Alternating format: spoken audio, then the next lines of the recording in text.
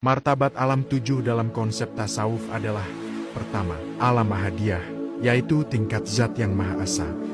Ahadiyah berasal dari kata ahad, yang berarti satu, dalam arti yang mutlak.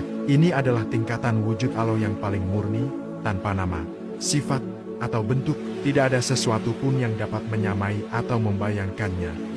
Di tingkat ini hanya ada zat Allah, tanpa manifestasi apapun. Tidak ada makhluk, sifat, atau nama. Semua belum ada kecuali Allah sendiri. Tujuan spiritual yaitu menyadari bahwa pada hakikatnya wujud sejati hanyalah Allah. Ini adalah pengalaman fana fi zat, lenyap dalam zat Allah. Kedua, alam wahdah, yaitu tingkat sifat. Wahdah berarti kesatuan. Pada tingkatan ini, zat mulai menampakkan diri melalui sifat-sifatnya, yaitu kudrat, iradat, ilmu, hayat, sama, dan basar. Di alam ini Allah mulai dikenal bukan hanya sebagai zat, tetapi sebagai Tuhan yang memiliki sifat. Tapi semua ini masih dalam alam ketuhanan, bukan ciptaan.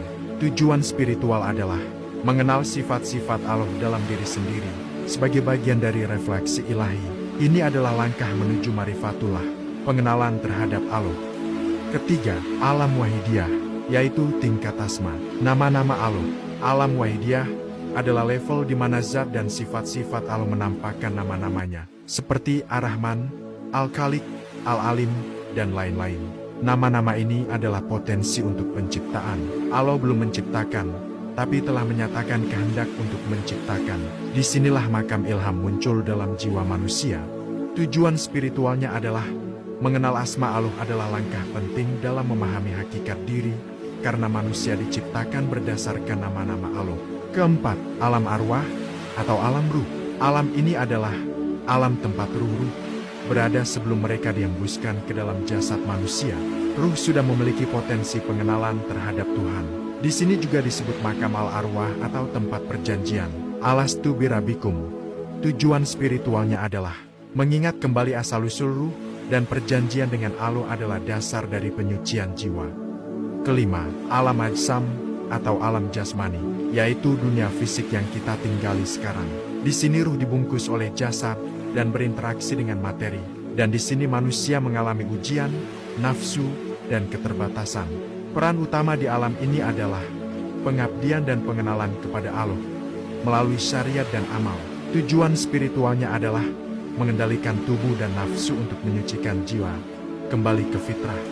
Keenam, alam mitsal atau alam barzah, yaitu alam perantara atau alam imajinasi spiritual, di mana bentuk-bentuk batiniah bisa terlihat.